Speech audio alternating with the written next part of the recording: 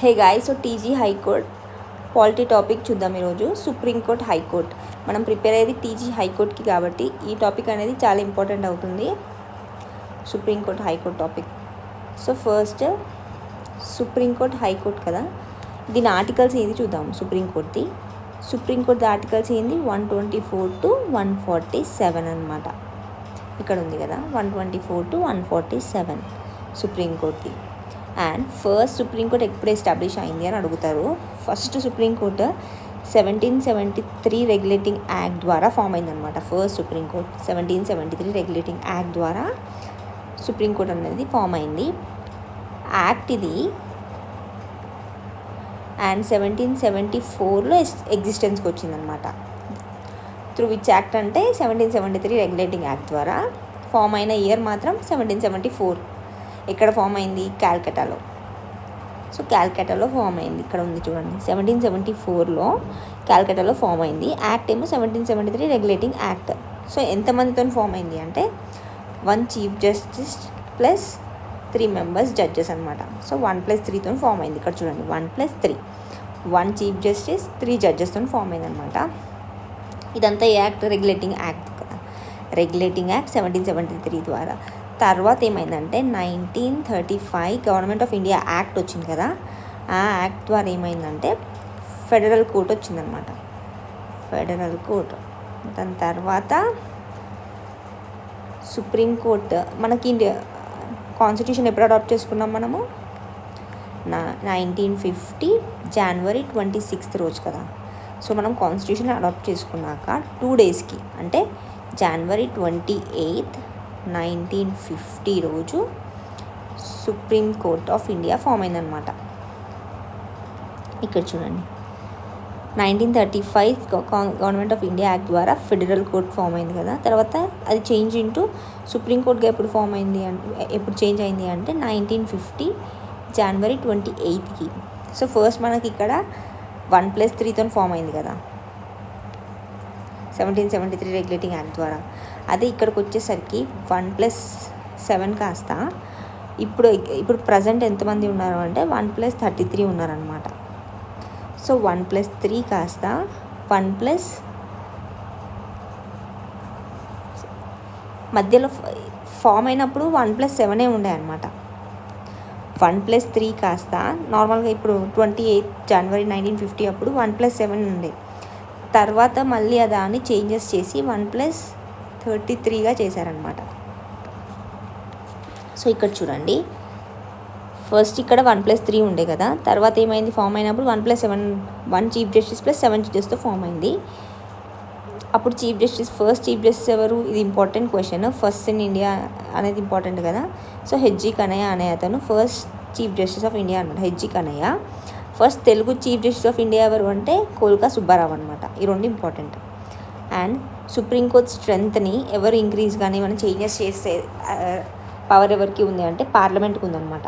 గుర్తుపెట్టుకోండి, సెంట్రల్ది అంటే సుప్రీంకోర్టుది మాత్రం పార్లమెంట్కి ఉంటుంది. అండ్ హైకోర్టులో ఎవరికి ఉంటుంది అంటే ప్రెసిడెంట్కి ఉంటుంది అనమాట. సో సుప్రీంకోర్టు స్ట్రెంత్ని పార్లమెంట్ చేంజ్ చేయొచ్చు. అండ్ ఎట్ ప్రజెంట్ ఎంతమంది ఉన్నారు అంటే 1+33 అనమాట. ఫస్ట్ది 1+3 ఉండే కదా. తర్వాత అది 1+7గా January 28 రోజు ఫామ్ అయింది 1950 అప్పుడు. తర్వాత దాన్ని 1+33గా అంటే మొత్తం 34 టోటల్. 1+33 కదా, 1 చీఫ్ జస్టిస్ 33 జడ్జెస్ అట్లా చేంజ్ చేశారనమాట. తర్వాత స్ట్రెంత్ని ఇంక్రీజ్ చేశారనమాట. సుప్రీంకోర్టు ఫీచర్స్ ఏంటి అంటే అది ప్రొటెక్టర్ ఆఫ్ ద కాన్స్టిట్యూషన్ని ప్రొటెక్ట్ చేస్తుంది అనమాట. ఇది ఫైనల్ ఇంటర్ప్రెటర్. ఇది మన దగ్గర ఉన్నది ఇండిపెండెంట్ జ్యుడిషియరీ. ఇంకా జడ్జెస్ అనేవాళ్ళు పోస్ట్ రిటైర్మెంట్ సెంట్రల్ కానీ స్టేట్ గవర్నమెంట్ కింద వర్క్ చేయరనమాట. సుప్రీంకోర్టు అనేది Guardian of the fundamental right. ఇది ఇంపార్టెంట్ అనమాట. Guardian of the fundamental right ఎవరు అంటే సుప్రీంకోర్టు అనమాట. Final interpreter, Guardian of the fundamental right, protector of the constitution ఎవరు అంటే సుప్రీంకోర్టు అనమాట. సో ఇంతవరకు చూసి మనం సుప్రీంకోర్టు గురించి కదా. ఇప్పుడు హైకోర్టు చూద్దాం. సో హైకోర్టు ఇప్పుడు మనం సుప్రీంకోర్టు చూసాం కదా. సుప్రీంకోర్టు 1773లో 1+3గా ఫామ్ అయింది. తర్వాత 1935 government of India act the federal court. తర్వాత 1950 January 28 రోజు 2 days after constitution adoption adopt చేసుకున్నాక అడాప్టెడ్ తర్వాత ఇక్కడ 1+7తో ఫామ్ అయిన తర్వాత పార్లమెంట్కి ఇచ్చారనమాట పవర్స్, స్ట్రెంత్ ఇంక్రీజ్ చేసేది. సో అదేం చేసింది 1+33గా చేంజ్ చేసింది. సో టోటల్ ఇప్పుడు 34, 1+33గా ఉన్నారనమాట సుప్రీంకోర్టుది. అండ్ హైకోర్టుది ఇప్పుడు హైకోర్టు ఫస్ట్ ఎప్పుడు ఫామ్ అయింది అంటే ఫస్ట్ టైం 1861 కౌన్సిల్ యాక్ట్ ఉందన్నమాట. ఆ కౌన్సిల్ యాక్ట్ ద్వారా ఫామ్ అయిందనమాట హైకోర్టు. ఫామ్ అయిన తర్వాత 1862లో మద్రాస్, కాల్కటా, బాంబే ఈ 3 ప్లేసెస్లో ఫామ్ అవుతుంది. తర్వాత 1866లో అలహాబాద్లో ఫామ్ అవుతుంది. సో గుర్తుపెట్టుకోండి 1861 కౌన్సిల్స్ యాక్ట్ ద్వారా 1862లో మద్రాస్, కాల్కటా, బాంబే ఈ 3 ప్లేసెస్లో ఫామ్ అవుతుంది. ఫస్ట్ టైం ఎప్పుడు ఫామ్ అవుతుంది హైకోర్టు అని అడిగితే ఇయర్ అడుగుతారు. 1861 యాక్ట్ ద్వారా 1862లో ఫామ్ అవుతుంది. 1866లో 4th హైకోర్టు ఫామ్ అవుతుంది అలహాబాద్. సో ఇక్కడ ఫస్ట్ టైం 1861 కౌన్సిల్ యాక్ట్ ద్వారా మద్రాస్, కాల్కటా, బాంబేలో ఫామ్ అవుతుంది. తర్వాత ఎగ్జిస్టెన్స్కి 1862లో వస్తుంది. 4th హైకోర్టు ఎప్పుడు అంటే 1866లో అలహాబాద్లో వస్తుంది అనమాట. సో 4 హైకోర్ట్స్ అప్పుడు. తర్వాత సివిల్ క్రిమినల్ 2 ఉంటాయి కదా. సివిల్ రిలేటెడ్వి చూసుకునేది దివానీ కోర్ట్స్ అనమాట. అప్పట్లో దివానీ కోర్ట్స్. క్రిమినల్దేమో సాదర్ కోర్ట్స్ అనమాట. హయ్యర్ లెవెల్లో సాదర్ నిజామత్ అదాలత్ అనమాట. సాదర్ నిజామత్ అదాలత్ అనేది హయ్యర్ కోర్ట్ అనమాట. అండ్ ఇది స్ట్రెంత్ చేంజ్ అనేది హైకోర్ట్స్ కదా ఇప్పుడు మనం చూసేది. సుప్రీంకోర్టు పార్లమెంట్ చేంజ్ చేస్తుంది స్ట్రెంత్ని. హైకోర్టులో స్ట్రెంత్ ఒక హైకోర్టు ఒక స్టేట్లో ఉన్న హైకోర్టుకి ఇంకో స్టేట్లో ఉన్న హైకోర్టుకి చేంజెస్ ఉంటాయన్నమాట. అది ఎవరు డిసైడ్ చేస్తారు స్ట్రెంత్ అనేది? ప్రెసిడెంట్ డిసైడ్ చేస్తారనమాట. టైం టు టైం డిసైడ్ చేస్తారు హైకోర్టుకి. పార్లమెంట్ ఏమో సుప్రీంకోర్టుకి, హైకోర్టుకి ఏమో ప్రెసిడెంట్ అనమాట. And 1956 7th constitution amendment act ద్వారా ఏం చేశారంటే ఇప్పుడు మనకు తెలంగాణకు ఒక హైకోర్టు ఉంది, ఏపీకి ఒక హైకోర్టు ఉంటుంది, మహారాష్ట్రకు ఒక హైకోర్టు, అలా ప్రతి స్టేట్కి ఒక హైకోర్టు ఉంటుంది కదా. ఇలా ఒకటే హైకోర్టు ఇప్పుడు తెలంగాణకి ఏపీకి కలిపి కూడా ఒక హైకోర్టు ఉండొచ్చు. ఇంకా 1 కానీ అంతకంటే ఎక్కువ స్టేట్స్ కానీ యూటీస్కి కానీ ఒకటే హైకోర్టు ఉండొచ్చు అనే ప్రొవిజన్ తీసుకొచ్చింది ఏ కాన్స్టిట్యూషన్ అమెండ్మెంట్ యాక్ట్ ద్వారా అంటే 1956లో 7th కాన్స్టిట్యూషన్ అమెండ్మెంట్ యాక్ట్ ద్వారా. గుర్తుపెట్టుకోండి 1956లో 7th కాన్స్టిట్యూషన్ అమెండ్మెంట్ యాక్ట్ ద్వారా 2 కానీ అంతకంటే ఎక్కువ స్టేట్స్ ఆర్ యూటీస్కి ఒకటే హైకోర్టు ఉండొచ్చు అని చెప్పారనమాట. ఇందాక మనం చూసాం కదా సుప్రీంకోర్టు ఆర్టికల్స్ ఏది 124 to 147 అనమాట. హైకోర్టు ఆర్టికల్స్ ఇది 124 కదా, అది కొంచెం అడిట్ చేస్తే 214 కదా. సో 214 to 232 ఏమో హైకోర్టు. ఈ 2 గుర్తుపెట్టుకోండి. మీకు ఒకవేళ ఆర్టికల్స్ కరెక్ట్గా ఎగ్జాక్ట్గా నెంబర్ గుర్తు లేకున్నా ఈ రేంజ్లో ఉన్న ఆర్టికల్స్ సుప్రీంకోర్టువి, ఈ రేంజ్లో ఉన్న ఆర్టికల్స్ హైకోర్టు వల్ల గుర్తుపెట్టుకోవచ్చు కదా. సో చెప్పండి ఒకసారి, సుప్రీంకోర్టు ఆర్టికల్ ఏది 124 to 147, హైకోర్టుది 214 to 232. సో ఇలా అనమాట. అండ్ సుప్రీంకోర్టులో అపాయింట్మెంట్స్. సో జడ్జెస్ని అపాయింట్ చేయాలి అంటే ఎవరు అపాయింట్ చేస్తారంటే ప్రెసిడెంట్ అపాయింట్ చేస్తారనమాట in consultation with chief justice of India. So ఈ కన్సల్టేషన్ అనేది కంపల్సరీయా లేకపోతే చీఫ్ జస్టిస్ ఆఫ్ ఇండియా ఒకరినే అడగాల అనే డౌట్ ఉండే అనమాట. సో 1982లో ఫస్ట్ జడ్జెస్ కేసులో ఏం చేశారంటే SP Gupta versus union of India దాంట్లో కన్సల్టేషన్ అనేది కంపల్సరీ ఏం కాదు.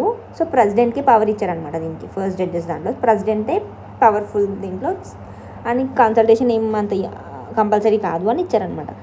సెకండ్ జడ్జెస్ కేసు ఇప్పుడు 1993లో ఏమైంది, చీఫ్ జస్టిస్ ఆఫ్ ఇండియా కాదు ఒక కొలీజియం అనేది ఫామ్ అవ్వాలి అని కొలీజియం స్టార్ట్ చేశారనమాట. ఇంకేం చేశారు, కంపల్సరీ అనమాట కన్సల్టేషన్ అనేది కంపల్సరీ, ఇది కాన్కరెన్స్ అని చెప్పారు. సో ఇక్కడ ఏమవుతుందంటే chief justice of India plus 2 senior జడ్జెస్ని కొలీజియంలో ఎవరెవరు ఉంటారు అంటే 1+2 అనమాట. ఒక చీఫ్ జస్టిస్ ఆఫ్ ఇండియా ఇంకా 2 సీనియర్ జడ్జెస్ ఉంటారనమాట. సో ఈ 2 సీనియర్ జడ్జెస్ చెప్పాక ఇప్పుడు ఒకరు ఎస్ ఒకరు నో చెప్పారనుకో, ఈ సిజిఐ దగ్గర వీటో పవర్ ఉంటుంది అనమాట. ఇతను చెప్పిందే ఫైనల్ అయిపోతుంది కదా. ఇప్పుడు ఇద్దరు సేమ్ ఒపీనియన్తో ఉన్నారనుకోండి, ఇద్దరు ఎస్ చెప్పారనుకో ఓకే. ఒకవేళ ఇద్దరికి ఒకరు అది ఒకరు ఇంకొకరు చెప్పారనుకో వీటో పవర్ ఎవరికి వస్తున్నప్పుడు సిజిఐకి వస్తుంది కదా. సో ఈ 3 కొలీజియమ్స్ అనేది ఫామ్ అయింది సెకండ్ జడ్జెస్ కేసులో. సో ఇక్కడ పవర్ఫుల్ ఎవరు, సిజిఐ అనమాట. అండ్ 1998లో థర్డ్ జడ్జెస్ కేసులో ఏమైందంటే కన్సల్ట్ అనేది కంపల్సరీ అయింది. ఇంకా 1+2 ఉంటే పవర్ అనేది సిజేఐకి వెళ్ళిపోతుంది కదా, ఎక్కువ వీటో పవర్ లాగా. అంత పవర్ఫుల్ అట్లా ఉండొద్దని చెప్పి ఏమైంది 1+2 కాస్త 1+4 అయిందనమాట. 1+ సిజేఐ ప్లస్ 4 సీనియర్ జడ్జెస్ అయిందనమాట. ఒకవేళ ఇద్దరు నో అని చెప్పినా కూడా అది పాస్ అవ్వదు అనమాట. ఇంకా అక్కడికి వాళ్ళని అపాయింట్ చేయరనమాట. కన్సల్టేషన్ అది వాళ్ళది అపాయింట్మెంట్ ఆఫ్ ఆ జడ్జిని ఇంకా తీసుకోరనమాట. సో 1+4లో ఏ ఇద్దరు సీనియర్ జడ్జెస్ వద్దని చెప్పినా అక్కడ ఆగిపోతుంది అనమాట, సిజేఐ దగ్గరికి వెళ్ళదు. అండ్ 2015లో ఏమైందంటే 99 కాన్స్టిట్యూషన్ అమెండ్మెంట్ యాక్ట్ ద్వారా 4th జడ్జ్ కేసు అని కూడా అంటారు దీన్ని, ఎన్జాక్. సో దీంట్లో ఏమైందంటే సిజేఐ +4 కదా, సిజేఐ +5 అయిందనమాట. 2 ఎమినెంట్ పర్సన్స్, 2 సీనియర్ జడ్జెస్, 1 లా మినిస్టర్స్ అనమాట. సో ఇది ఎందుకు వచ్చింది అంటే 2014లో జడ్జెస్ అందరూ జడ్జెస్ సుప్రీంకోర్టు జడ్జెస్ ఏమైనారంటే పబ్లిక్ వచ్చి ఇక్కడ everything is not fine in collegium అని చెప్పారనమాట. సో దానివల్ల 2015లో అలా వచ్చింది, అలా చెప్పారనమాట. అయితే 124 ఇది మనకి ఇంపార్టెంట్ అనమాట. 124 సో మనం చూసాం కదా 124 to 147 అని. సో ఈ 124 బట్టి 124 to 147 కదా, ఈ 124 బట్టి జడ్జెస్ ఆఫ్ ద సుప్రీం కోర్ట్ని అపాయింట్ చేసేది ఎవరు అంటే ప్రెసిడెంట్ అనమాట, in consultation with the chief justice of India. So ఇది కాంట్రవర్సీ అనమాట కన్సల్టేషన్ అనేది, చూసాం కదా ఇందాక. సో హైకోర్ట్ అపాయింట్మెంట్, సుప్రీంకోర్టుది 124 to 147 కదా, హైకోర్టుది 214 to 232 కదా. సో ఈ 214 అంటే 214 ఏం చెప్పదు అపాయింట్మెంట్, 217 చెప్తుంది అనమాట. 217 ఏమో అపాయింట్మెంట్ గురించి చెప్తుంది. ఇక్కడ 217 high court appointment, judges of the high court appoint చేసేది ప్రెసిడెంటే. ఇక్కడ కూడా అపాయింట్ చేసేది ప్రెసిడెంటే కదా సుప్రీంకోర్టులో. హైకోర్టులో కూడా ప్రెసిడెంట్ అపాయింట్ చేస్తారు, కాకపోతే తప్పుడు ఎవరు ఉంటారు అంటే గవర్నర్ ఉంటారు అనమాట. సో అలా గుర్తుపెట్టుకోండి, ఇక్కడ ఇద్దరికి ప్రెసిడెంట్ అనమాట. సో ఇక్కడ కూడా జడ్జెస్ దాంట్లో ఇది కంపల్సరీయా కాదా సేమ్ ఉంటుంది అనమాట.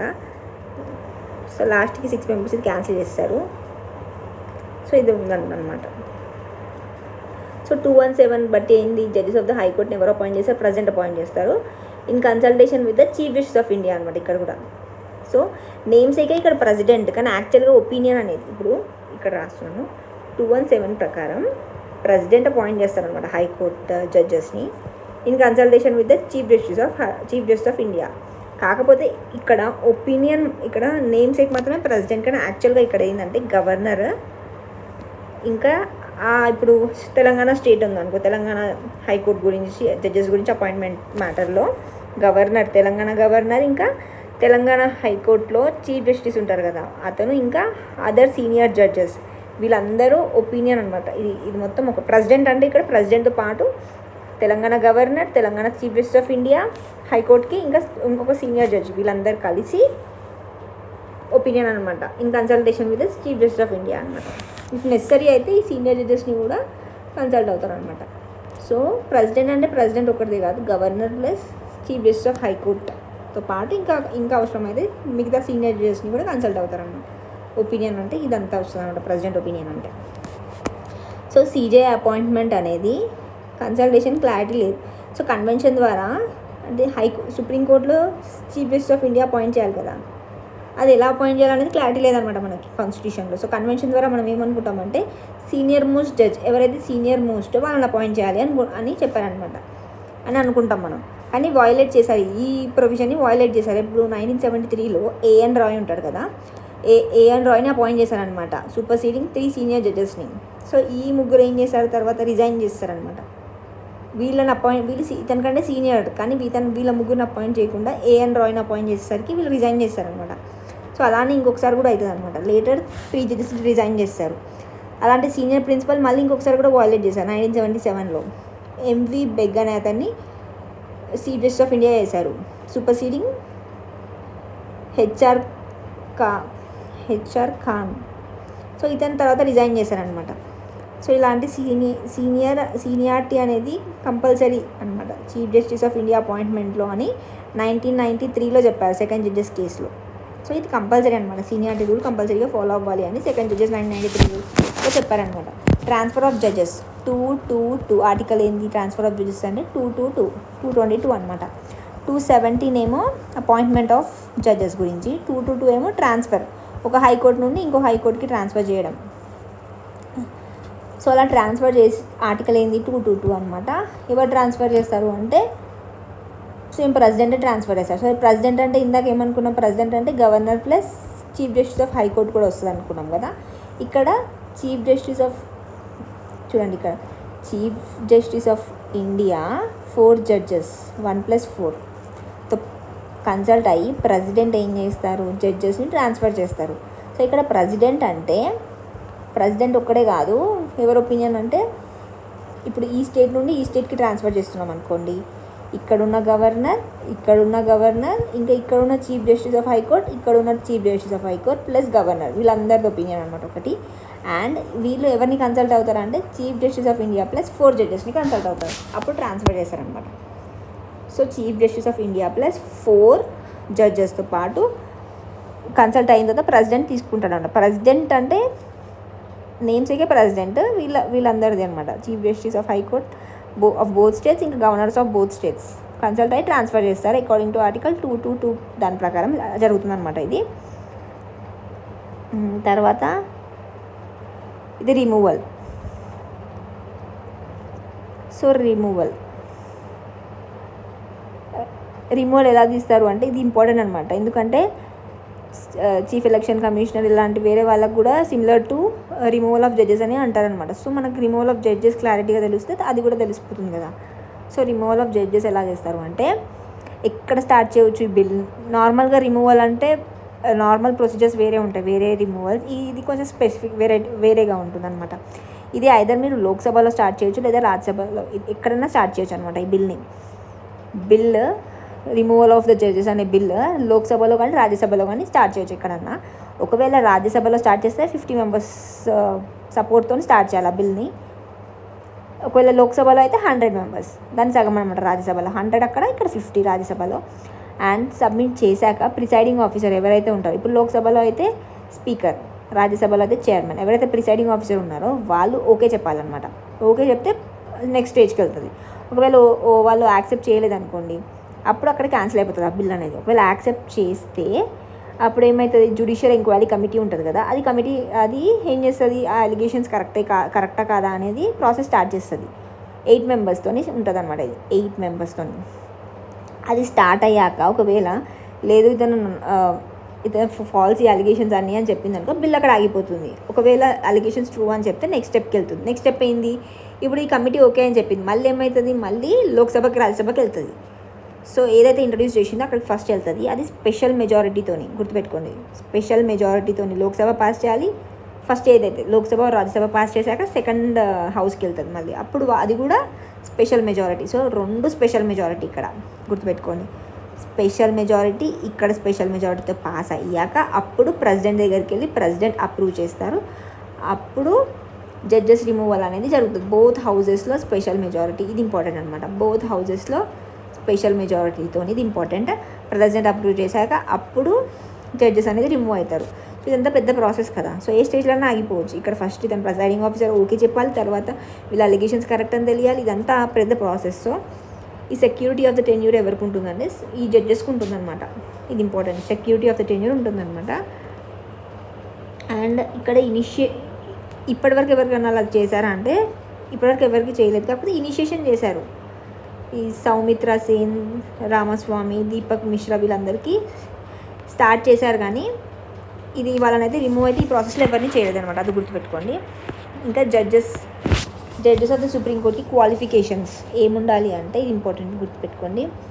అతను సిటిజన్ ఆఫ్ ఇండియా అయి ఉండాలి. ఇంకా 5 years ఆఫ్ ఎక్స్పీరియన్స్. ఇది సుప్రీంకోర్టుది, ఇది హైకోర్టుది, గుర్తుపెట్టుకోండి. సుప్రీంకోర్టు, ఇది హైకోర్టు. 5 years పాటు అతను జడ్జిగా వర్క్ చేయాలన్నమాట కంటిన్యూస్గా హైకోర్టులో, ఒక హైకోర్టులో కానీ ఇంకా డిఫరెంట్ హైకోర్ట్స్ అని డిఫరెంట్ స్టేట్స్లో కానీ హైకోర్టులోనే 5 years జడ్జిగా వర్క్ చేయాలి కంటిన్యూస్గా. లేకపోతే 10 years పాటు అడ్వకేట్గా వర్క్ చేయాలి, హైకోర్టులోనే వర్క్ చేయాలన్నమాట. High court 1 or more high courts 10 years పాటు అడ్వకేట్గా వర్క్ చేయాలి. సుప్రీంకోర్టులో కూడా వర్క్ చేసి ఉండొచ్చు అడ్వకేట్గా. సో ఈ పర్సన్ లేకపోతే ఇలా ఈ 2, లేకపోతే ఇంకొకటి ఏంటంటే ప్రెసిడెంట్ తనకి అనిపించాలన్నమాట తను డిస్టింగ్విష్ జ్యూరిస్ట్ అని. అలా అనిపించినప్పుడు కూడా అపాయింట్ చేయవచ్చు అనమాట. కానీ ఇప్పటివరకు ఇలాంటిగా అపాయింట్ చేయలేదన్నమాట. సో ఏంది, ఒకటి సిటిజన్ అయి ఉండాలి, ఇంకొకటి ఏంది అతను 5 years పాటు జడ్జిగా ఉండాలన్నమాట హైకోర్టులో, ఇంకా 10 years పాటు అడ్వకేట్గా ఉండాలన్నమాట హైకోర్టు, 1 or more హైకోర్ట్స్లో కానీ లేకపోతే సుప్రీంకోర్టు కానీ కంటిన్యూస్గా ఉండాలి. లేకపోతే ఎక్సెప్షనల్ డిస్టింగ్విష్ జ్యూరిస్ట్ అని కూడా ప్రెసిడెంట్ ఫీల్ అయ్యాడు అనుకో, అప్పుడు అలాంటి అతన్ని కూడా అపాయింట్ చేయవచ్చు అనమాట. సో ఈ ప్రొవిజన్స్ అనేవి ఉంటాయి. అతనిది ఇది ఇంపార్టెంట్ అనమాట, 65 years ఇది అడిగారు. సో రిటైర్మెంట్ ఏజ్ ఎప్పుడు అంటే ఇయర్స్ ఉండవు అనమాట వీళ్ళకి, ఎంత ఇయర్స్ అని ఉండవు, కాకపోతే 65 years వరకు వీళ్ళు ఉండొచ్చు అనమాట జడ్జిగా. 65 ఇది, హైకోర్టుదేమో 62 ఉంటుంది అనమాట. సో వీళ్ళ శాలరీ ఎలా అంటే 2.8 lakhs per month చీఫ్ జస్టిస్కి, 2.5 ఏమో జడ్జ్కి. వీళ్ళ ఓత్ అప్పుడు ఎవరు ఉంటారు అంటే చీఫ్ జస్టిస్కి జడ్జెస్కి ఇద్దరికి, అంటే 1+33 కదా ఇప్పుడు ప్రజెంట్, 1+33కి ప్రెసిడెంటే ఉండాలన్నమాట ఓత్ అప్పుడు. అపాయింట్ అతనే చేస్తాడు, ఓత్ అప్పుడు కూడా ప్రిసైడ్ చేసేది ప్రెసిడెంటే అనమాట. సో ఇప్పటి వరకు సుప్రీంకోర్టుది చూసాం జడ్జెస్ క్వాలిఫికేషన్స్. సో ఇప్పుడు హైకోర్టుది కూడా ఇవన్నీ సేమ్, కాకపోతే ఇది జ్యూరిస్ట్ ఉంటుంది కదా, డిస్టింగ్విష్ జ్యూరిస్ట్ అని, ఈ ప్రొవిజన్ ఉండదు అనమాట హైకోర్టుకి.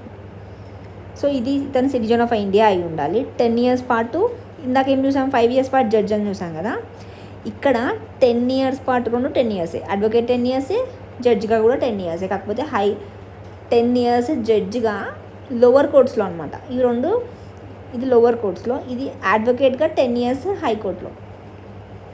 అర్థమైందని అనుకుంటున్నాను. ఇక్కడ 5 years ఏమో జడ్జిగా హైకోర్టులో, 10 years పాటు అడ్వకేట్ హైకోర్టులో కదా. ఇక్కడ 10 years పాటు జడ్జిగా లోవర్ కోర్ట్స్లో చేసి ఉండాలి. ఇంకా 5 years, ఇక్కడ 10 years పాటు అడ్వకేట్గా హైకోర్ట్స్లో చేసి ఉండాలి. 62 రిటైర్మెంట్ ఏజ్ ఇందాక అనుకున్నాం కదా, 65 అక్కడ, ఇక్కడ 62. ముందు 60 ఉండే అనమాట, దాన్ని 62గా పెంచారు. సో ఇది ఇంపార్టెంట్, ఇది కూడా 65, 62. శాలరీ అనేది అక్కడ జడ్జెస్కి ఎంత ఉంది, 2.5 ఉంది కదా, ఇక్కడ 2.5 చీఫ్ జస్టిస్కి ఉంటుంది, 2.25 ఏమో జడ్జెస్కి ఉంటుంది. ఇక్కడ ఓత్ అప్పుడు ఎవరు ప్రిసైడ్ చేస్తారంటే గవర్నర్. ఇందాక మనం ఏమనుకున్నాం, అపాయింట్మెంట్ ఎవరు చేస్తారు, ప్రెసిడెంట్ అపాయింట్ చేస్తారు, కాకపోతే గవర్నర్ ప్రిసైడ్ చేస్తారు ఓత్ అప్పుడు. ఇంకా acting chief justice of India ఎవరు, acting chief justice of India అంటే ఇప్పుడు చీఫ్ జస్టిస్ ఆఫ్ ఇండియా లేరనుకో, ఎక్కడన్నా అతనికి హెల్త్ బాగాలేకున్నా లేకపోతే అతను రాలేకపోయినా కూడా ఆ టైంలో acting chief justice of India ఉంటారనమాట. సో అతన్ని ఏ ప్రొవిజన్ ద్వారా అపాయింట్ చేస్తారా అంటే 126 ప్రకారం. సో ఇందాక 124 to 147 కదా, 124 అంటే judges appointment, judges appointment, and 126 అనేది acting chief justice of India, అంటే నెక్స్ట్ సీనియర్ మోస్ట్ పర్సన్ ఎవరైతే ఉంటారో అతన్ని acting chief justice of India లాగా 126 ఆర్టికల్ ద్వారా పెడతారనమాట. సో ఇక్కడ చూడండి 124 అనేది అపాయింట్ చేయడం అనమాట, ప్రెసిడెంట్ అపాయింట్ చేయడం జడ్జెస్ని in consultation with chief collegium సిస్టమ్ని. 126 ఏమో acting chief justice of India. 127 5 ఒకటి లేదు ఇక్కడ, 126 acting chief justice of India, 127 ad hoc judges, 128 ఏమో రిటైర్డ్ జడ్జెస్. 126 ఏమో యాక్టింగ్ చీఫ్ జస్టిస్, 127, 128 ఏమో ఎక్కువ పెండింగ్ కేసెస్ ఉన్నప్పుడు అడాక్ జడ్జెస్ని 127 అప్పుడు, 128 రిటైర్డ్ జడ్జెస్. ఇట్లా ఉంటుంది కదా, ఇట్లా అంటే 8 అవుతుంది. సో 128 రిటైర్డ్, 127 అడాక్ జడ్జెస్ అనమాట. సో అడాక్ జడ్జెస్ 127 ప్రకారం, ఎందుకంటే to cope up with the increasing burden of pending cases ఎక్కువైపోయినప్పుడు ఏం చేస్తారంటే persons who have qualification similar to judges of high court క్వాలిఫికేషన్స్కి ఎవరైతే సిమిలర్గా ఉంటారో వాళ్ళని అడాక్ జడ్జెస్గా అపాయింట్ చేస్తారనమాట.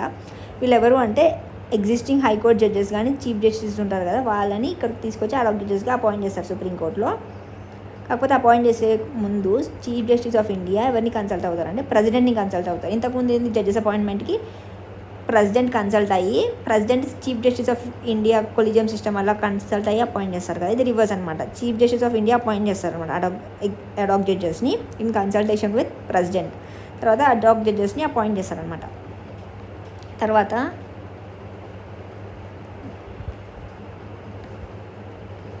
Retired judges. సో ఇందాక ఏమనుకున్నాం, 126 ఏమో acting chief justice of India, 127 ఏమో అడాక్ జడ్జెస్, 128 ఇట్లా ఇట్లా అంటే 8 అవుతుంది, ఇది రిటైర్డ్ జడ్జెస్కి. 124 ఏంది, judges appointment in consultation with collegium system. So ఇదంతా. సో ఇప్పుడు ఏంది 128 రిటైర్డ్ జడ్జెస్ గురించి అనమాట. 128 రిటైర్డ్ జడ్జెస్. టు ఓవర్కమ్, ఇది కూడా పెండింగ్ కేసెస్ ఓవర్కమ్ చేయడానికి సర్వీస్ ఆఫ్ ద రిటైర్డ్ జడ్జెస్ని యూజ్ చేసుకుంటారనమాట ఇక్కడ. సో రిక్వెస్ట్ చేస్తారనమాట, ఎవరు, chief justice of India request చేసి అపాయింట్ చేస్తారు రిటైర్డ్ జడ్జెస్ని. ఇది కూడా సిమిలర్ దానిలాగానే, అడాప్ట్ జడ్జెస్ లాగానే chief justice of India in consultation with president appoint చేస్తారు, శాలరీస్ కూడా డిసైడ్ చేస్తారు అతనే. సో ఇది అయిపోయిన తర్వాత యాక్టింగ్ చీఫ్ జస్టిస్ ఆఫ్ సుప్రీంకోర్టుది అయితే ఆర్టికల్ ఏంది 126, ఇక్కడ ఏంది ఆర్టికల్ 223, 126, 223, దీంట్లో సగం 223. నెక్స్ట్ సీనియర్ మోస్ట్ జడ్జిని అపాయింట్ చేస్తారు. తర్వాత యాక్టింగ్ ఇంకా అడిషనల్ జడ్జెస్, ఇది చీఫ్ జస్టిస్ కదా, ఇక్కడ యాక్టింగ్ ఇంకా అడిషనల్ జడ్జెస్, అడాక్ ఇంకా రిటైర్డ్ జడ్జెస్ కదా అక్కడ, ఇక్కడ యాక్టింగ్ అండ్ అడిషనల్ జడ్జెస్ 223 కదా, ఇది 224.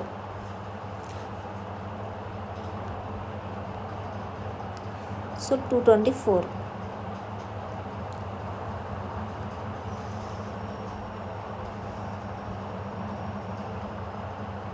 I don't know what happened. So 224, ఇక్కడనేమో 223, ఇదేమో 224. Acting and additional judges.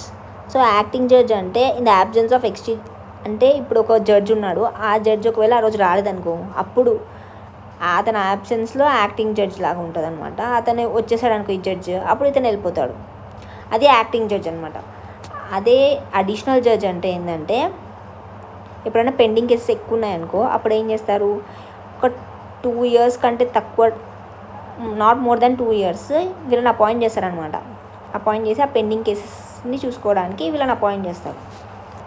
So ఇతను ఏంటంటే ఓన్లీ ఆ జడ్జ్ ప్లేస్లో వచ్చి అతను వచ్చేసినప్పుడు వెళ్ళిపోవడంని యాక్టింగ్ జడ్జ్.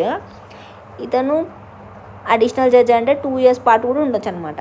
ఇతను once they came, acting judge cannot continue అనమాట. సో ఇది కొంచెం డిఫరెన్స్ ఉంటుంది. సో ఈ రెండుకి ఆర్టికల్ ఏంది 224. President appoint చేస్తాడనమాట. సో ఏదైనా ఇక్కడ ప్రెసిడెంట్ అపాయింట్ చేస్తాడు, గవర్నర్ ఓత్ ప్రిసైడ్ చేస్తారు. సో ఇక్కడ ప్రెసిడెంట్ అపాయింట్ చేస్తారు యాక్టింగ్ జడ్జ్, అడిషనల్ జడ్జ్ని. శాలరీస్ సేమ్ నార్మల్ జడ్జెస్కి ఉన్నట్లు ఉంటుంది అనమాట.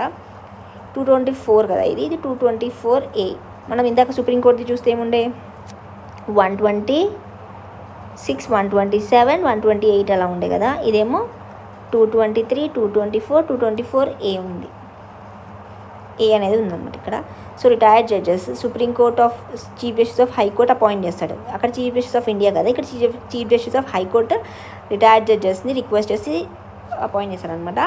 సో ఇక్కడ ప్రెసిడెంట్ని కన్సల్ట్ అవుతారు. ఇక్కడ కూడా ప్రెసిడెంట్ని కన్సల్ట్ అవ్వాలి, గవర్నర్ని కాదు.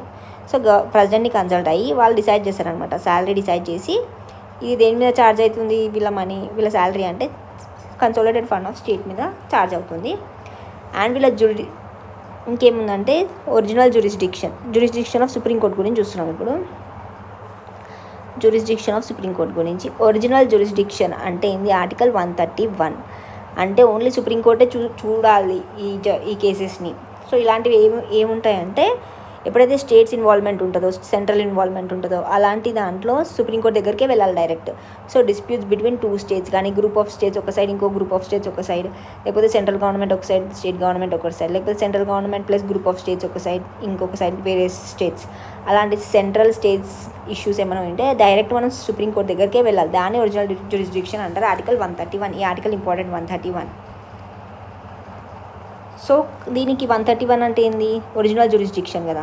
సో ఈ ఒరిజినల్ జ్యూరిస్డిక్షన్కి కొన్ని ఎక్సెప్షన్స్ ఉంటాయి. దాన్ని ఆర్టికల్ 131Aలో చూస్తున్నాం ఇప్పుడు. ఒకటేంది 1956 అప్పుడు interstate river water disputes act తీసుకొచ్చారనమాట పార్లమెంట్. ఎందుకంటే ట్రిబ్యునల్స్ ఉంటాయి కదా, ట్రిబ్యునల్స్ జడ్జిమెంట్ ఇవ్వాలి, ట్రిబ్యునల్ జడ్జిమెంట్స్ ఇస్తారు కదా ఈ ఇంటర్ వాటర్ రివర్ డిస్ప్యూట్స్, ఆ ట్రిబ్యునల్ అది జడ్జ్మెంట్, ఇది సుప్రీంకోర్టుకి వెళ్ళి మళ్ళీ ఛాలెంజ్ చేస్తున్నారు అనమాట. ఇది డిలే అయిపోతుంది. ఇది ఒక ఎక్సెప్షన్ కేసు. ఇంకొకటి ఏంటంటే ప్రీ కాన్స్టిట్యూషన్ ట్రీటీస్ ఉంటాయి కదా అది, ఇంకొకటి ఫండమెంటల్ రైట్స్ ఫైనాన్స్ కమిషన్ రికమెండేషన్స్ది. ఈ మూడుది ఒరిజినల్ జ్యూరిస్డిక్షన్ కాదనమాట, ఎక్సెప్షన్. 131A ఒరిజినల్ జ్యూరిస్డిక్షన్కి ఎక్సెప్షన్స్ ఏది, ఒకటి ఏంటంటే ఈ రివర్ వాటర్ డిస్ప్యూట్స్ ఉంటాయి కదా, ట్రిబ్యునల్స్ ఉంటాయి కదా, దానిది. ఇంకొకటి ఏంటంటే ప్రీ కాన్స్టిట్యూషనల్ ట్రీటీస్ ఉంటాయి కదా అది. ఇంకొకటి ఫైనాన్స్ కమిషన్ చెప్పిన రికమెండేషన్స్, ఇవి ఎక్సెప్షన్స్ అనమాట. తర్వాత అపిలేట్ జ్యూరిస్డిక్షన్. నార్మల్గా ఇది అపిలేట్వే ఎక్కువ ఉంటాయి అనమాట ఒరిజినల్ జ్యూరిస్డిక్షన్ కంటే. ఏవైతే ఒరిజినల్ జ్యూరిస్డిక్షన్ కాదో, ఏవైతే ఫండమెంటల్ రైట్స్కి రిలేటెడ్ కాదో అవి అన్నీ అపిలేట్ కిందకి వస్తాయి అనమాట. అపిలేట్ అంటే డైరెక్ట్ చిన్న కోర్టు ఉంటుంది కదా, చిన్న కోర్టు నుండి సుప్రీంకోర్టుకి వాళ్ళు అప్పీల్ ఇస్తే అట్లా మెల్లగా సుప్రీంకోర్టు దగ్గరికి వెళ్ళాలన్నమాట ఒక సర్టిఫికేట్ తీసుకొని. కానీ డైరెక్ట్ మనం సుప్రీంకోర్టు దగ్గరికి వెళ్ళాలంటే ఐదర్ అది ఒరిజినల్ జ్యూరిస్డిక్షన్ అంటే ఆర్టికల్ 131 కింద రావాలి, లేకపోతే ఫండమెంటల్ రైట్స్ రిలేటెడ్ థింగ్ వస్తే మాత్రమే, సర్టిఫికేట్ లేకున్నా కూడా మనం డైరెక్ట్ సుప్రీంకోర్టు దగ్గరికి వెళ్ళొచ్చు. లేకపోతే మిగతావన్నీ అపిలేట్ కిందనే చిన్న కోర్టు నుండి సర్టిఫికేట్ తీసుకొని అట్లా పైకి వెళ్ళాలన్నమాట. మిగతా దానికి పర్సన్ అప్రోచ్ కాలేడనమాట సుప్రీంకోర్టుకి. హీ హ్యాస్ టు ఫాలో ఒక ఆర్డర్ అనేది ఫాలో అవ్వాలన్నమాట. హైరార్కీ ఏంది, కింద గ్రామ పంచాయతీస్ ఉంటాయి, దానిపైన ఏంది ఇక్కడ మున్సిఫ్ కోర్ట్స్ ఉంటాయి. ఇదంతా సివిల్ది అనమాట, ఇది క్రిమినల్ది. సో సివిల్ కోర్ట్స్లో లోయెస్ట్ కోర్ట్ ఏంది ఇక్కడ మున్సిఫ్ కోర్ట్ అనమాట. దీన్ని ఏమంటారు class 2 or junior civil judge అంటారు అనమాట. ఇక్కడ హెడ్, ఇక్కడ సబార్డినేట్ జడ్జ్ కోర్ట్ అనమాట. Class 1 or senior civil judge, ఇది జూనియర్ సివిల్ జడ్జ్, అది సీనియర్ సివిల్ జడ్జ్. ఇక్కడ దానిపైన డిస్ట్రిక్ట్ కోర్ట్స్ ఉంటాయి అనమాట. సో డిస్ట్రిక్ట్ కోర్ట్ ఉంటుంది, డిస్ట్రిక్ట్ కోర్ట్ కింద సబార్డినేట్ కోర్ట్స్ ఉంటాయి, దాని కింద ఏమంటాం మున్సిఫ్ కోర్ట్స్ ఉంటాయి అనమాట. So DSM, district courts, subordinate courts, judge courts, munsif courts అనమాట. అండ్ ఇక్కడ క్రిమినల్ సైడ్ ఏముంటుంది, పైన సెషన్ కోర్ట్ ఉంటుంది. ఇక్కడ district courts same district court, ఒకవేళ సివిల్ రిలేటెడ్ అయితే సివిల్ కోర్ట్స్ ఉంటుంది అది ఒకవేళ క్రిమినల్ కేసు ఉన్నప్పుడు సెషన్ కోర్ట్ అంటాం అనమాట. సో సెషన్ కోర్ట్, దాని కింద చీఫ్ జ్యుడిషియల్ మ్యాజిస్ట్రేట్ ఉంటారు, దాని కింద జ్యుడిషియల్ మ్యాజిస్ట్రేట్ ఉంటారు. సో చీఫ్ అనేది కొంచెం పైన లెవెల్ అనమాట. వీళ్ళది ఏంటంటే జ్యూరిస్డిక్షనే డిఫరెంట్ ఉంటుంది అనమాట. సో చూడండి ఇక్కడ అప్పుడు 3 ఇయర్స్ పాటు ఎప్పుడన్నా ఆ జ్యూరిస్డిక్షన్ 3 ఇయర్స్ పాటు ఉందనుకో, అతనికి ఎప్పుడన్నా జడ్జ్మెంట్ ఇచ్చారనుకో 3 ఇయర్స్ పాటు తనకి జైలు శిక్ష అలా అంటారు కదా. సో అలాంటిది మాత్రమే చూసుకోవాలి. దానికంటే ఎక్కువ అయిందనుకో పైకి పంపించేసారనమాట వీళ్ళు. 7 ఇయర్స్ పాటు చీఫ్ జ్యుడిషియల్ వాళ్ళు చూసుకుంటారు.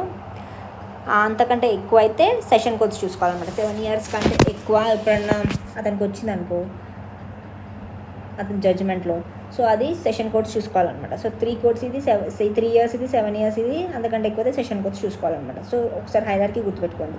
ఇక్కడేమో district courts, subordinate courts, munsif courts, ఇక్కడేమో session courts, chief judicial magistrate, judicial magistrate అనమాట. సో నెక్స్ట్ ఏంది, సుప్రీంకోర్టు అనేది హైయెస్ట్ కోర్ట్ ఆఫ్ అపీల్ అన్న, అంతకంటే ఎక్కువ ఏం లేదు కదా. హైయెస్ట్ కోర్ట్ ఆఫ్ అపీల్ కింది నుంచి పైకి వెళ్తే హైయెస్ట్ కోర్ట్ ఆఫ్ అపీల్ అనేది సుప్రీంకోర్టే. ఇక్కడ ఏముంది, ఇక్కడ దీనిపైన హైకోర్టు ఉంది, దానిపైన సుప్రీంకోర్టు ఉంది కదా. సో సుప్రీంకోర్టు ఇది హైయెస్ట్ కోర్ట్ ఆఫ్ అపీల్ అనమాట. So take any case certificate ఉంటేనే తీసుకుంటుంది అనమాట. వితౌట్ సర్టిఫికేట్ ఎక్సెప్షనల్ కేసెస్ మాత్రమే తీసుకుంటుంది. Without certificate only exceptional cases మాత్రమే తీసుకుంటుంది. ఇంకా 129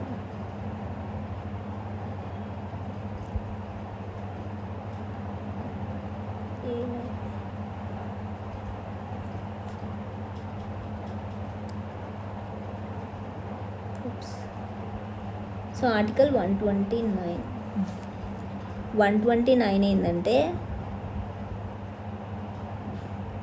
129 అయితే కంటెంప్ట్ ఆఫ్ కోర్ట్ చెప్పేది ఏంది, ఆర్టికల్ 129. ఆర్టికల్ 130 ఏం చెప్తుందంటే ఇది ఇంపార్టెంట్. సుప్రీంకోర్టు ఎక్కడ ఉండాలి, న్యూఢిల్లీలో ఉండాలి సుప్రీంకోర్టు అనేది.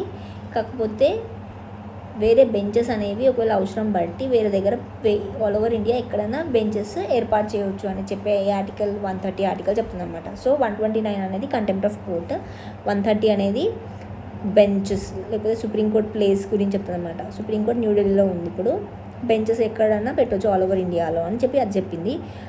ఆర్టికల్ 131 ఏం చెప్తుంది, ఇందాక చూసాం కదా ఒరిజినల్ జ్యూరిస్డిక్షన్ చెప్తుంది.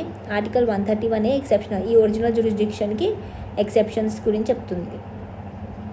అండ్ ఇంకా ఆర్టికల్ 132 ఏం చెప్తుంది, కాన్స్టిట్యూషనల్ కేసెస్, సుప్రీంకోర్టు ఏమేమి తీసుకోవాలి అలాంటివి కాన్స్టిట్యూషనల్ కేసెస్ గురించి చెప్తుంది 132. 133 ఏమో సివిల్ గురించి చెప్తుంది, 134 ఏమో క్రిమినల్ గురించి చెప్తుంది.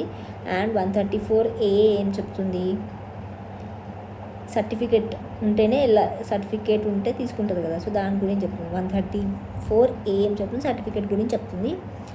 అండ్ సారీ 142 ఏం చెప్తుందంటే, సుప్రీంకోర్టు ఒకవేళ ఎవిడెన్స్ ఉంటుంది కదా, ఆ ఎవిడెన్స్ అంబిగ్విటీగా అనిపించి ఇంకా అతను సరిగా లేదు, ఇన్కంప్లీట్ ఎవిడెన్స్ ఉంది అలా ఫీల్ అయినప్పుడు ఆ పర్సన్ని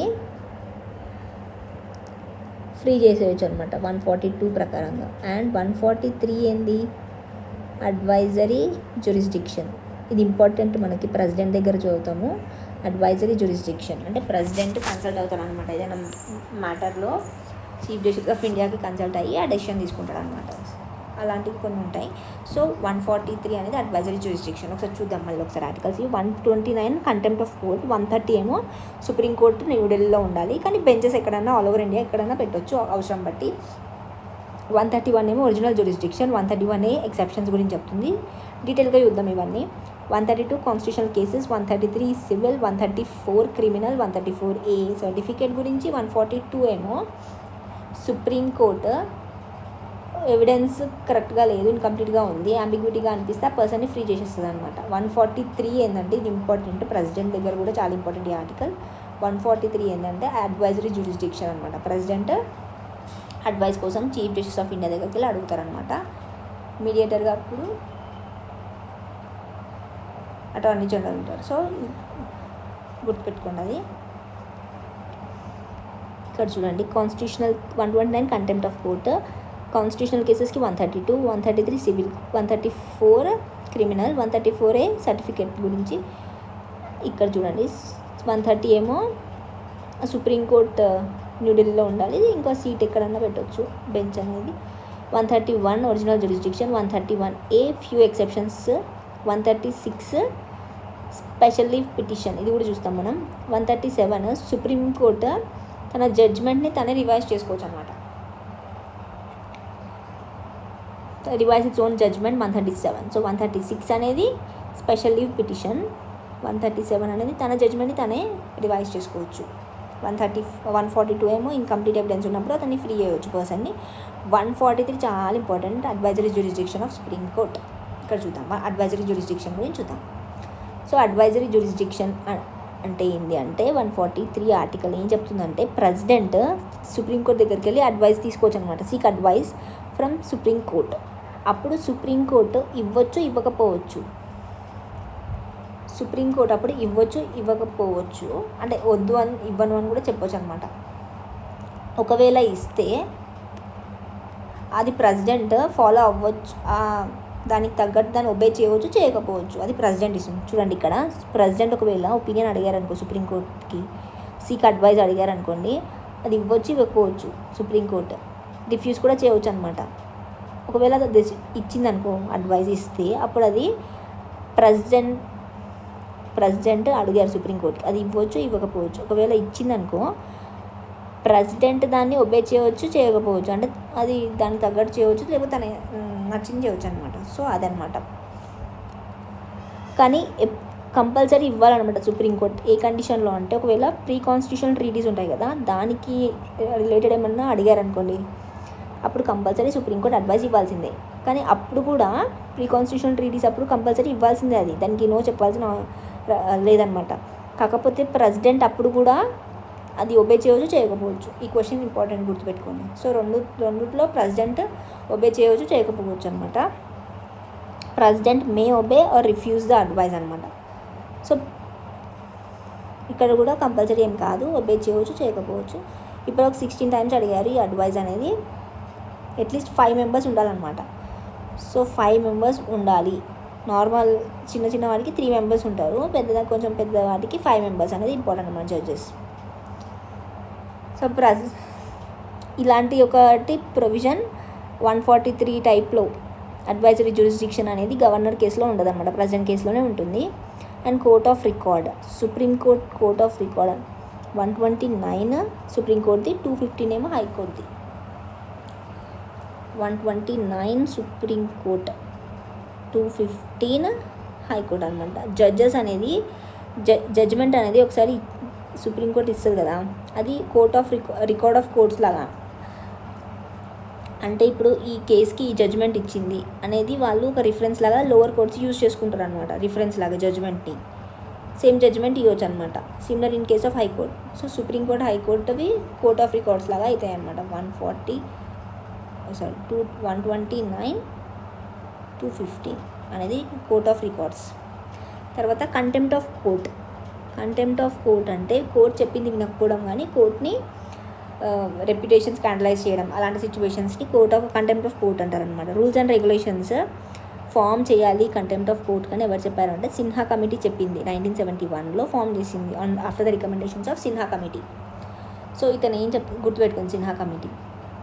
సో 2 types ఆఫ్ కంటెంప్ట్స్ ఉంటాయి. ఒకటి సివిల్ కంటెంప్ట్ ఉంటుంది, ఇంకోటి క్రిమినల్ కంటెంప్ట్ ఉంటుంది. సివిల్ కంటెంప్ట్ అంటే ఒకవేళ కోర్ట్ చెప్పింది, కోర్ట్కి disobedience to judgement of courts, అలాంటి టైంలో సివిల్ కంటెంప్ట్ ఆఫ్ కోర్ట్ అంటారు. క్రిమినల్ కంటెంప్ట్ ఆఫ్ కోర్ట్ అంటే issued against persons who tries to scandalize supreme court or high court. Scandalize చేయడం కానీ దాని రెప్యుటేషన్ని తగ్గించడం కానీ చేసినప్పుడు ఏం చేస్తారు, క్రిమినల్ కంటెంప్ట్ ఆఫ్ కోర్ట్ అంటారు. Mainly used by the courts to prevent baseless allegations. ఎప్పుడైనా ఎవరైనా చేస్తారు కదా, దాన్ని అవాయిడ్ చేయడానికి ఇలాంటివి యూజ్ చేస్తారు. అప్పుడు ఏం చేస్తారు, పనిష్మెంట్స్ ఎలాంటివి ఇస్తారంటే 6 months పాటు జైలు కానీ లేకపోతే ఫైన్ 2000 ఆర్ లేకపోతే బోత్, ఈ 2 ఇవ్వచ్చు అనమాట. సో 6 months పాటు జైలు కానీ 2000 ఫైన్ కానీ ఇస్తారనమాట. రివైజరీ జ్యూరిస్డిక్షన్ అంటే ఏంటంటే 131 ఆర్టికల్ కింద తన జడ్జ్మెంట్ని తనే రివైజ్ చేసుకోవచ్చు అనమాట. సో ఆర్టికల్ 131 అంటే ఏంది, తన ఒరిజినల్ జ్యూరిస్డిక్షన్ అంటే 131, దానికి ఎక్సెప్షన్స్ 131A కదా. సో తన జడ్జ్మెంట్ని తనే రివైజ్ చేసుకోవచ్చు అనమాట. Compulsory for everyone including all the courts. అన్ని కోర్ట్స్ ఇది అబ్జై చేయాలన్నమాట సుప్రీంకోర్టుది. కానీ సుప్రీంకోర్టుకి కంపల్సరీ ఏం కాదు, సేమ్ జడ్జ్మెంట్ని మళ్ళీ ఇంకోసారి జడ్జ్మెంట్ చేంజ్ చేసేవచ్చు అనమాట అకార్డింగ్ టు ఎవిడెన్స్.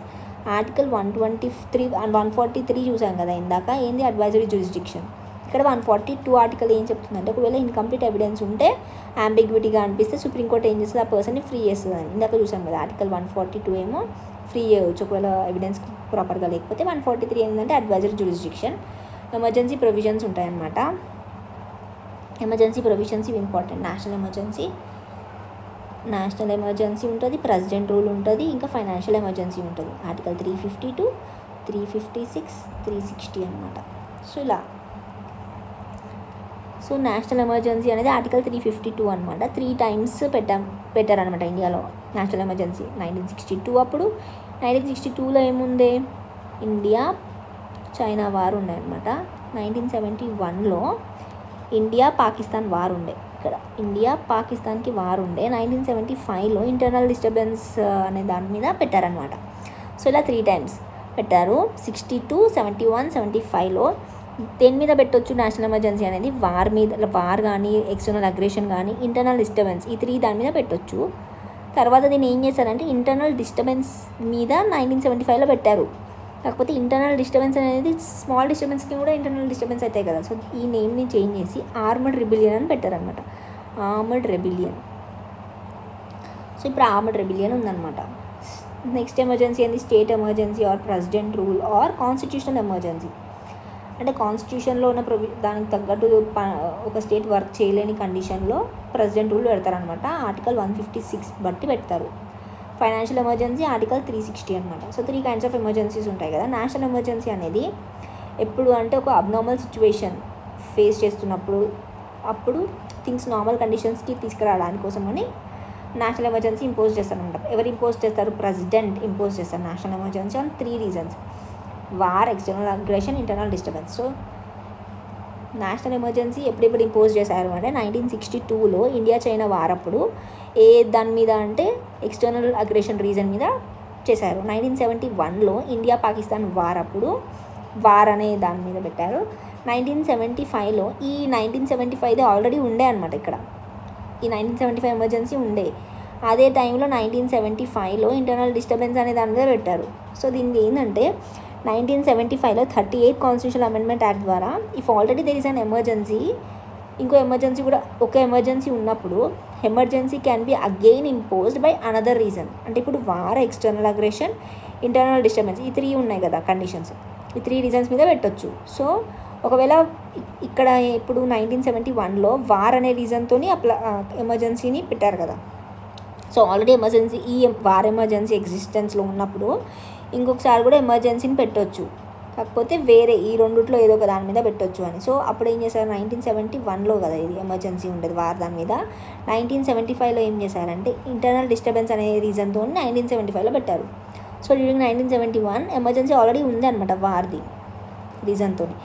1975లో ఏం చేశారు, ఇది ఆల్రెడీ ప్రజెంట్లో ఉంది కాబట్టి వేరే రీజన్తో కాబట్టి ఇంటర్నల్ డిస్టర్బెన్స్ అనే రీజన్తో పెట్టారు. 38 అదర్ రీజన్తో పెట్టొచ్చు, ఇంపోజ్ చేయవచ్చు అని అన్నారు. దీనివల్ల ఇంకోటి ఏం చేశారు, 1976 42nd constitution amendment, mini constitution అంటారు కదా. సో ఈ దాంట్లో ఏం చేశారంటే నేషనల్ ఎమర్జెన్సీ అనేది ఎక్స్టెండ్ చేయవచ్చు ఆల్ ఓవర్ ఫ్యూ పార్ట్స్ కానీ ఆల్ ఓవర్ ఇండియా కూడా ఎక్స్టెండ్ చేయవచ్చు అని చెప్పారు. తర్వాత 1978లో ఏం చేశారు, 44th కాన్స్టిట్యూషన్ అమెండ్మెంట్ యాక్ట్ తీసుకొచ్చి ఇంటర్నల్ డిస్టర్బెన్స్ని ఆర్మడ్ రెబిలియన్గా చేంజ్ చేశారు. ఇది చాలా important act. 44th constitution amendment ఈ రెండు ఆర్మడ్ రెబిలియన్గా చేంజ్ చేశారు. సో ల్యాక్ ఆఫ్ క్లారిటీ ఉందన్నమాట ఇంటర్నల్ డిస్టర్బెన్స్ అనే వర్డ్కి. ఇంకా ఈ 1978లోనే క్యాబినెట్ అనే వర్డ్ ఫస్ట్ టైం యూజ్ చేశారు. సో నేషనల్ ఎమర్జెన్సీ ఇంపోజ్ ఎలా చేస్తారు అంటే పార్లమెంట్ ఒకవేళ ఇంపోజ్ చేసేసారు, ప్రెసిడెంట్ ఇంపోజ్ చేశాక 1 month లోపు పార్లమెంట్ యాక్సెప్ట్ చేయాలన్నమాట. ఎలా యాక్సెప్ట్ చేయాలి, స్పెషల్ మెజారిటీతోనే యాక్సెప్ట్ చేయాలన్నమాట. సింపుల్ మెజారిటీ కాదు, special majority. Removal of judges కూడా రెండిట్లో స్పెషల్ కదా, లోక్సభ రాజ్యసభ. సో ఇలానే నేషనల్ ఎమర్జెన్సీ ఇంపోజ్ చేశాక పార్లమెంట్ స్పెషల్ మెజారిటీతోనే యాక్సెప్ట్ చేయాలన్నమాట. అలానే యాక్సెప్ట్ చేశాక కూడా ఇది ఎంత టైం పాటు నేషనల్ ఎమర్జెన్సీ ఉండొచ్చు అంటే అన్లిమిటెడ్ టైం వరకు ఉండొచ్చు, ఎప్పటికన్నా ఉండొచ్చు. కాకపోతే ఎవ్రీ 6 monthsకి సేమ్ స్పెషల్ మెజారిటీతోని పార్లమెంట్ అంటే ఏంది ఇక్కడ లోక్సభ ప్లస్ రాజ్యసభ రెండు స్పెషల్ మెజారిటీతోని 6 monthsకి జరుగుతూ ఉండాలన్నమాట. సో స్పెషల్ మెజారిటీతో పాస్ 1 month తర్వాత పార్లమెంట్ షుడ్ అప్రూవ్ స్పెషల్ మెజారిటీతోని అన్లిమిటెడ్ టైం వరకు ఉండొచ్చు నేషనల్ ఎమర్జెన్సీ అనేది. కాకపోతే ఎవ్రీ 6 monthsకి పార్లమెంట్ స్పెషల్ మెజారిటీతో రిన్యూవల్ చేయాలన్నమాట. అండ్ లోక్సభ అనేది లోక్సభ టర్మ్ అయిపోయింది, అది టర్మ్ అయిపోయినా కానీ లేకపోతే డిజాల్వ్ అయిపోయిన మధ్యలో ఏమవుతుంది, కంప్లీషన్ ఆఫ్ ద టర్మ్ కానీ లాస్ ఆఫ్ మెజారిటీ కానీ అయిందనుకో లోక్సభ అది డిజాల్వ్ అయిపోతుంది కదా in the middle of the emergency. అప్పుడు స్పెషల్ మెజారిటీతో ఎవ్రీ 6 monthsకి చేయాలి కదా. అప్పుడు రాజ్యసభనే చేయవచ్చు అనమాట, లోక్సభ లేదు కదా అప్పుడు. సో రాజ్యసభ ఒకటే ఉంటే రాజ్యసభ ఒకటే చేయవచ్చు అనమాట. రాజ్యసభనే ఎక్స్చేంజ్ చేయవచ్చు 6 monthsకి అంటిల్ న్యూ లోక్సభ కాన్స్టిట్యూట్ అయ్యే వరకు. సో ఒకవేళ లోక్సభను కూడా అన్లిమిటెడ్ టైం కంటిన్యూ చేయవచ్చు వితౌట్ ఎలక్షన్స్ కూడా. బట్ ఎవ్రీ 1 year రిన్యూ చేయాలన్నమాట పార్లమెంట్. లోక్సభ ఒకటి కూడా unlimited time. National emergency cancel చేశారు అంటే స్టార్ట్ అయ్యేటప్పుడు ఎంత ప్రాసెస్, క్యాన్సిల్ అనేది ఎలా చేయొచ్చు అంటే ప్రెసిడెంట్ ఎనీ టైం ఎండ్ చేసేయచ్చు దాన్ని, లేకపోతే ప్రెసిడెంట్ ఎండ్ చేయవచ్చు. లేకపోతే 1978 44th కాన్స్టిట్యూషన్ అమెండ్మెంట్ యాక్ట్ ద్వారా మనం ఏం చూసాం, ఈ అమెండ్మెంట్ ద్వారా ఇంటర్నల్ డిస్టర్బెన్స్ని ఆర్మడ్ రెబిలియన్గా చేంజ్ చేశారు కదా. ఇక్కడనే ఫస్ట్ టైం క్యాబినెట్ అనే వర్డ్ యూజ్ చేశారు. అండ్ ఇదే ఏం చెప్పిందంటే స్పెషల్ మెజారిటీతో స్టార్ట్ అయింది కదా, అది మనం జస్ట్ సింపుల్ మెజారిటీతోని ఎండ్ చేసేయచ్చు. సో లోక్సభ పాస్ చేసింది అనుకో సింపుల్ మెజారిటీతో, అక్కడ ఎండ్ అయిపోతుంది నేషనల్ ఎమర్జెన్సీ. ఒకవేళ లోక్సభ సెషన్లో లేదనుకో అప్పుడు ఏం చేస్తారు, లోక్సభ 1/10 members లెటర్ రాయాలన్నమాట. ప్రెసిడెంట్కి లెటర్ రాస్తే ప్రెసిడెంట్ అప్పుడు 14 days అంటే 2 weeks టైంలో వాళ్ళని రీఅసెంబుల్ చేస్తారు. అప్పుడు పాస్ చేసి బిల్లు సింపుల్ మెజారిటీతోని క్యాన్సిల్ చేయవచ్చు 1/10 of the members 2 weeks టైంలో 14 daysలో. సో ఇలా అనమాట.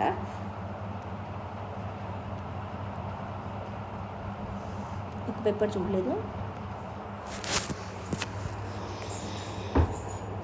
సో ఈ ఆల్ 3 cases ఇందాక చూసాం కదా, సర్టిఫికేట్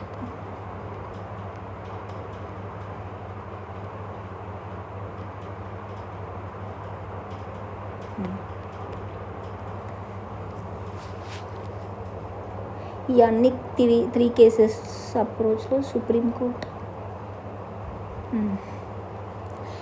ఇందాక చూసాం కదా, చిన్న కోర్టు నుండి పై కోర్టుకి వెళ్ళేటప్పుడు సర్టిఫికేట్ అనేది ఇంపార్టెంట్ అనమాట. కాకపోతే కొన్ని కేసెస్లో సర్టిఫికేట్ లేకున్నా వెళ్ళొచ్చు. ఎలాంటిది ఈ సర్టిఫికేట్ తీసుకొని వెళ్తారు కదా కోర్ట్ ఆఫ్ అపీల్ లాగా. హైయెస్ట్ కోర్ట్ ఏంది supreme court. Can be dwelt by Supreme Court judges with 5 మెంబర్స్తో డీల్ చేస్తారనమాట.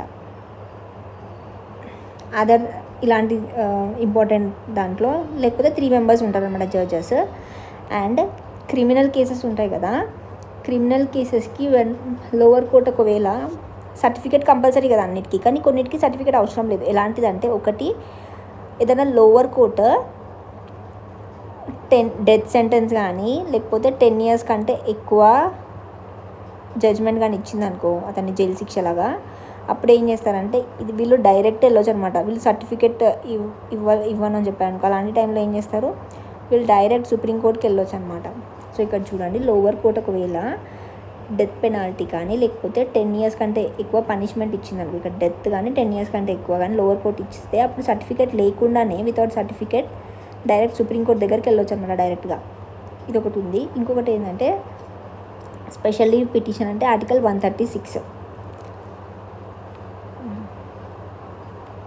స్పెషల్ లీవ్ పిటిషన్ అంటే ఆర్టికల్ 136 అనమాట. సో ఇదేంటంటే హైకోర్టు ఒకవేళ రిఫ్యూజ్ చేసింది అనుకో సర్టిఫికేట్ ఇవ్వను అని, అప్పుడు ఏం చేయవచ్చు అంటే డైరెక్ట్ సుప్రీంకోర్టు దగ్గరికి వెళ్ళి స్పెషల్ లీవ్ పిటిషన్ అడిగి తీసుకోవచ్చు అనమాట. సుప్రీంకోర్టు అప్పుడు స్పెషల్ లీవ్ పిటిషన్ని గ్రాంట్ చేస్తుంది. Except court martial, military courts ఉంటాయి కదా, కోర్ట్ మార్షల్ మిలిటరీ, అది మాత్రం దానికి రిలేటెడ్ థింగ్స్కి మాత్రం చేయదన్నమాట. మిగతా వాటికి స్పెషల్ లీవ్ పిటిషన్ గ్రాంట్ చేస్తుంది. దీనివల్ల ఏమవుతుందంటే పెండింగ్ కేసు అనేవి ఇంక్రీజ్ అవుతున్నాయి అనమాట. సో తర్వాత వ్రిట్ జ్యూరిస్డిక్షన్ అనమాట. వ్రిట్ జ్యూరిస్డిక్షన్ ఇంపార్టెంట్ ప్రొవిజన్ అనమాట సుప్రీంకోర్టుకి, హైకోర్టుకి. ఇది ఫండమెంటల్ రైట్స్కి రిలేటెడ్ అయితే సుప్రీంకోర్టుకి అయితే ఓన్లీ ఫండమెంటల్ రైట్స్ రిలేటెడే ఉంటుంది అనమాట. హైకోర్టుకి అయితే ఫండమెంటల్ రైట్స్ కాకుండా అన్నిటికీ ఉంటుంది అనమాట. ఫండమెంటల్ రైట్స్తో పాటు మిగతా articles any article in constitution అయితే హైకోర్టు అనమాట. సో ఆర్టికల్స్ ఏంది వీటివి, ఆర్టికల్ 32, ఆర్టికల్ 226, ఇవి చాలా చాలా ఇంపార్టెంట్ ఆర్టికల్స్ అనమాట. Article 32, article 226. 32 ఏమో సుప్రీంకోర్టుది, హైకోర్టు ఏమో 226 అనమాట. సో సుప్రీంకోర్టు వ్రిట్స్ ఎలా ఉంటాయంటే ఎంటైర్ ఇండియాకి, ఏరియా పెద్దగా ఉంటుంది అనమాట, ఎంటైర్ ఇండియాకి ఉంటుంది, కాకపోతే ఓన్లీ ఫండమెంటల్ రైట్స్ రిలేటెడ్ థింగ్సే ఉంటాయన్నమాట. పార్లమెంట్ ఒకవేళ ఇంక్రీజ్ చేయాలి అనుకుంటే దీన్ని ఇంక్రీజ్ చేయవచ్చు.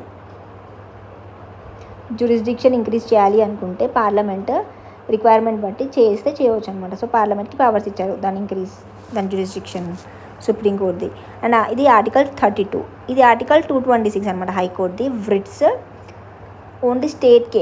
ఇప్పుడు హైకోర్టు తెలంగాణ హైకోర్టు ఉందనుకోండి, తెలంగాణకే అది చూసుకోవచ్చు. ఏరియా వైజ్ తక్కువ ఉంది, కాకపోతే ఆర్టికల్స్ ఎక్కువ దీనికి. మొత్తం ఆల్మోస్ట్ కాన్స్టిట్యూషన్లో ఉన్న అన్ని ఆర్టికల్స్ మీద వ్రిట్ ఉంటుంది అనమాట హైకోర్టుకి. So article 32 to 26 writ jurisdictions. So ఎన్ని టైప్స్ ఆఫ్ వ్రిట్స్ ఉంటాయంటే 5 ఉంటాయన్నమాట. ఒకటి హీబియస్ కార్పస్, ఒకటి mandamus. Home minister, prohibit, chief justice, కాకపోతే జస్టిస్ బదులు క్యూ అని గుర్తుపెట్టుకోండి. Habeas corpus, mandamus, prohibition, certiorari, quo warranto. So ఒక్కొక్కటి చూద్దాం. హీబియస్ కార్పస్ అంటే ఏంటంటే లిటరల్ మీనింగ్ ఏంటంటే టు హ్యావ్ ద బాడీ అనమాట. ఇది బోత్ పబ్లిక్ ప్రైవేట్ పర్సన్స్కి ఇవ్వచ్చు అనమాట కోర్టు వ్రిట్. ఈ person should produce in front of the అంటే కోర్టు ముందుకు రావాలన్నమాట, కోర్టుకి హాజరవ్వాలి, కోర్టుకి రావాలి అన్నట్టు అనమాట. కాకపోతే ఇతను 1 day లోపు ఫైల్ చేసిన 1 day లోపు ఇది వచ్చేసారనమాట. టు హ్యావ్ ద బాడీ, అతను నా ముందుకు రావాలి. ఇది బోత్ ప్రైవేట్ పబ్లిక్కి రెండుకి 2 personsకి ఇవ్వచ్చు ఇది. ఇంకేంటంటే ఇది 1 day లోపు వచ్చేసారనమాట, కోర్టు ముందుకు రావాలి. అది హీబియస్ కార్పస్ అనమాట. నెక్స్ట్ ఏంది, హీబియస్ కార్పస్ తర్వాత మ్యాండమస్ అనమాట. మ్యాండమస్ అంటే టు కమాండ్ అని. మ్యాండమస్ అంటే టు కమాండ్.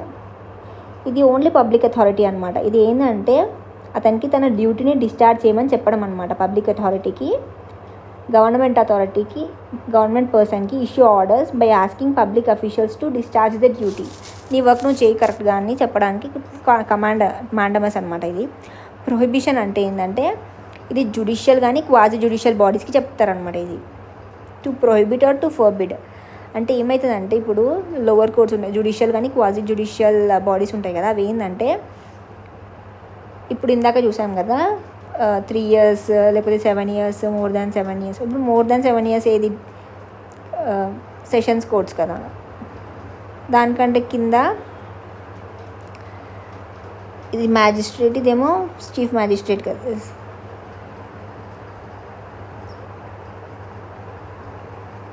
సో ఇది ఏంటంటే 3 years పాటు చూసే కోర్ట్స్ 7 years పాటు చూసాయనుకో అప్పుడు ఏం చేస్తారు కోర్ట్స్, ఇది నీ జ్యూరిస్డిక్షన్ కాదు, నువ్వు చూడొద్దు ఇలాంటివి. అంటే ఇది ఆన్గోయింగ్ ఉన్నప్పుడు, ఈ జడ్జిమెంట్ అనేది ఇంకా ఇవ్వలేదు, ఆన్గోయింగ్లో ఉన్నప్పుడు తన జ్యూరిస్డిక్షన్ కంటే ఎక్కువ తీసుకుంది అనుకో లోవర్ కోర్ట్, జ్యుడిషియల్ కానీ క్వాజీ జ్యుడిషియల్ బాడీస్, అప్పుడు ఏం చేస్తుంది అంటే ప్రొహిబిట్ చేస్తాయి అనమాట. జ్యుడిషియల్ క్వాజీ జ్యుడిషియల్ బాడీస్కి ఇది అగేన్స్ట్ అనమాట. When ever any court is taking excess of it's jurisdiction, ప్రాసెస్లో గోయింగ్ ఆన్, ఇది ఇంకా అవ్వలే, జడ్జ్మెంట్ పాస్ చేయలేదు, గోయింగ్ ఆన్ లోవర్ కోర్ట్, అప్పుడు హయ్యర్ కోర్ట్స్ లోవర్ కోర్ట్స్కి ప్రొహిబిట్ చేస్తాయి అనమాట. అది ప్రొహిబిషన్ అంటారు. క్వాజీ ఇంకా జ్యుడిషియల్ ఇంకా క్వాజీ జ్యుడిషియల్కి. సెరిటరీ అయితే సేమ్ ఇలానే, కాకపోతే ఇంకా ఇది జడ్జ్మెంట్ పాస్ అవ్వలేదు ప్రొహిబిషన్ అనేది, ఇది జడ్జ్మెంట్ పాస్ అయిపోయింది ఆల్రెడీ. ఇంకేంటంటే ఇది జ్యుడిషియల్ క్వాజీ జ్యుడిషియల్తో పాటు అడ్మినిస్ట్రేటివ్ అథారిటీస్కి కూడా. చూడండి ఇక్కడ సెరిటరీ అంటే 235 అని మీనింగ్, క్వాజీ జ్యుడిషియల్ అడ్మినిస్ట్రేటివ్ అథారిటీస్కి కూడా. ఇది ఏంటంటే సిమిలర్ టు ప్రొహిబిషన్, కాకపోతే ఏంటంటే ఇక్కడ డెలివరీ అయిపోయింది, జడ్జ్మెంట్ అనేది డెలివరీ అయిపోయింది. ఇది similar excess of it's jurisdiction చేసినప్పుడు